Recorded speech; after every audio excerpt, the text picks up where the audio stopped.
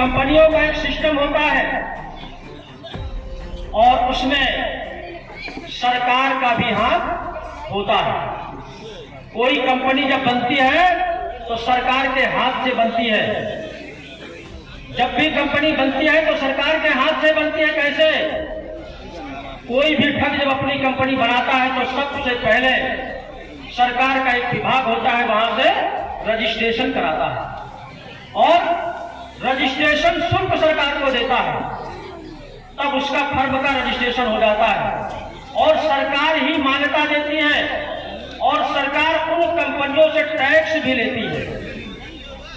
ये सब सरकार लेती है कि नहीं लेती है?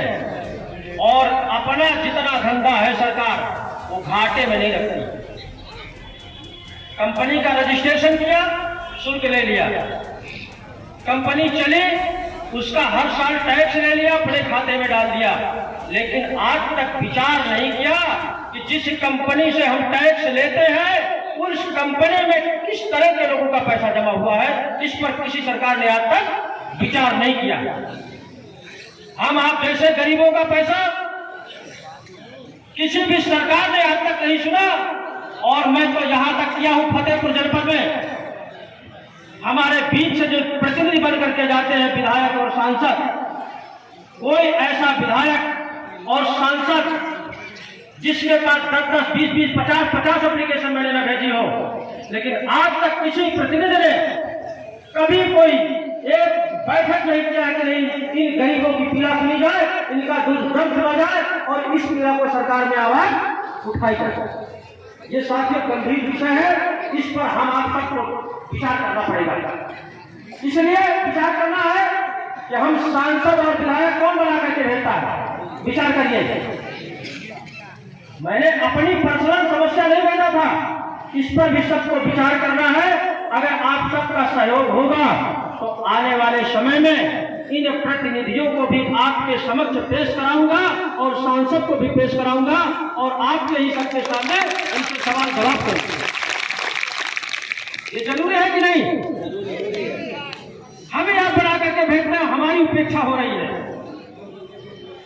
इसलिए मैं निवेदन करता हूं सभी निवेशकों से, आप लोग कहीं बीच में अड़े हुए हैं। कहां?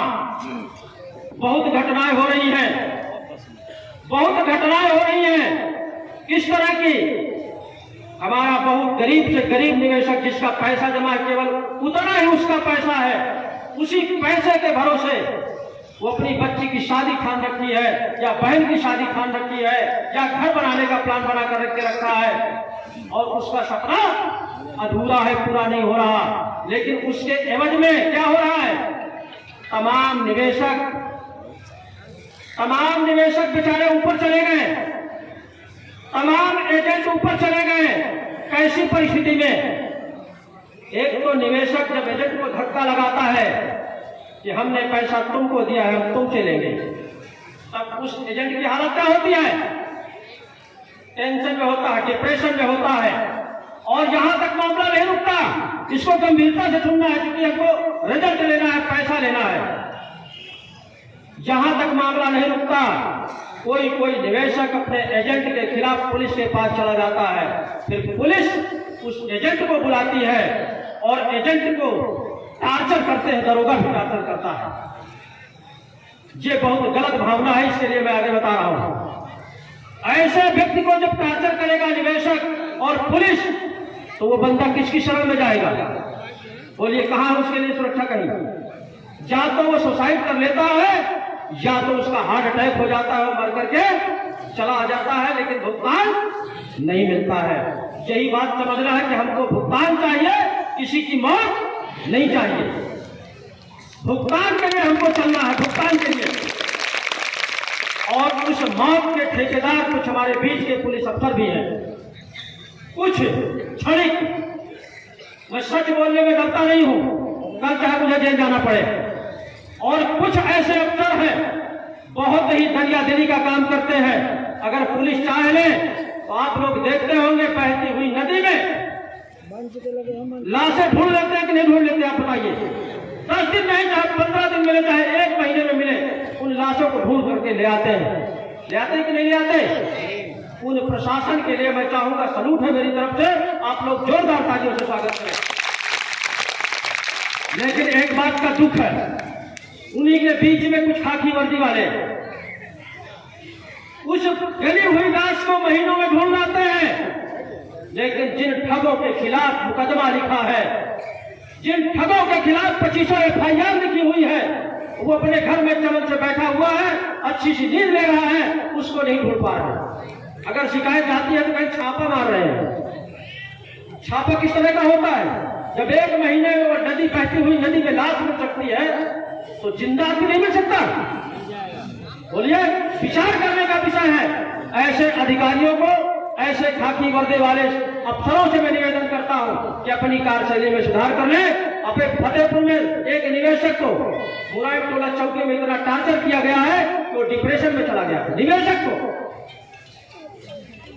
कहीं एजेंट को टार्चर किया जाता है, कहीं निवेशक को टार्चर किया जाता है। उसके लिए मैंने मांग रखी है। आप सबसे निवेदन भी करता हूं, एजेंट के पीछे पड़ने से फल निकलने वाला नहीं है। उसके लिए भारत सरकार ने बर्थ एक्ट बना दिया है, जिसकी चर्चा भी हमारे राष्ट्रीय सहयोगी करेंगे। आप विधिवत सुनना। ऐसी घटनाओं के लिए मैंने मांग किया है कुछ। माननीय अध्यक्ष महोदय से निवेदन करूंगा, इस पर विचार करें और ऊपर तक पहुंचाने का प्रयास करें। निवेशकों द्वारा कंपनियों के खिलाफ FIR तुरंत लिखी जाए और वो भी बर्थ एक्ट के तहत। ये पहली मांग। दूसरी, पूर्व में ठगों के खिलाफ पंजीकृत मुकदमों को बर्थ एक्ट में कन्वर्ट किया जाए ताकि उसका आगे भुगतान हो सके। तीसरा है, कंपनी से पीड़ित एजेंट हो या निवेशक, जो लोग अपनी जान गंवा चुके हैं इस मुसीबत में, हार्ट अटैक से या सुसाइड करके, उन परिवारों को आकस्मिक घटना मानते हुए या दैवीय आपदा मानते हुए उनके परिवारों को मुआवजा दिलाया जाए सरकार के द्वारा। ये सही है कि नहीं? दूसरी बात, अगला पॉइंट मेरा यह है, बहुत सी हमारी बहनें इस प्रताड़ना से विधवा हो गई हैं। इस प्रताड़ना से विधवा हो गई हैं। उन परिवारों की विधवाओं को 3000 रुपए महीने पेंशन दे सरकार, तब उनका भरण पोषण होगा। ये मेरी मांग है और इसकी लड़ाई बहुत दूर तक लड़ूंगा। अगर आपका साथ मिला, यहीं तक नहीं रुक जाऊंगा। और बर्थ एक्ट के तहत सभी निवेशकों का भुगतान कराया जाए, वो भी सुनिश्चित अवधि में। जो अभी आप सबने बताया है कि आवेदन के 180 दिन में हर हालत में भुगतान करना है, लेकिन हमारा आज तक का जितना भी ब्याज सहित रुपया होता है, हमारा खर्चा सहित पूरा भुगतान दिलाया जाए। दूसरी मांग है, पुलिस प्रशासन के द्वारा भुगतान संबंधी एजेंटों को फालतू में परेशान न किया जाए। इस एक्ट को ये भी पढ़े समझे, ये भारत सरकार ने जो एक्ट बनाया है किसके लिए बनाया है, उसका पालन किसको करना है। हमको पता हो गया, निवेशकों को पता हो गया कि भारत सरकार ने एक्ट बनाया है, अभी सरकारी महकमे को पता नहीं है कि किसकी कमी है। जब हर चीज नेट पे है, हम नेट से निकाल लेते हैं, तो क्या ये अब तक नेट से नहीं निकाल सकते? इस पर भी विचार किया जाए और इसमें सुधार किया जाए। फतेहपुर जिले में वर्ष 2019 के तहत नियुक्त सक्षम अधिकारी की नेम पट्टिका लगाई जाए और उसमें भुगतान के आवेदन स्वीकार किए जाए। ये मेरी मांग है। हर जिले में इस बर्थ एक्ट के तहत एक सक्षम अधिकारी नियुक्त कर दिया गया है। मेरे पास पूरे उत्तर प्रदेश की लिस्ट है, वो डेट से भी निकल आएगा जो चाहेगा निकालना। विभिन्न कंपनियों में एजेंट रहे लोग, उनकी भी दुर्दशा है, कोई विचार नहीं करता। हम केवल उससे अपना पैसा मांगते हैं, वो भी कॉलर पकड़ के। विचार करिए, वो जाए तो कहाँ? उधर से निवेशक ठोकर मारता है, उधर पुलिस ठोकर मारती है, कंपनियों का ये हाल है, वो कहाँ जाए?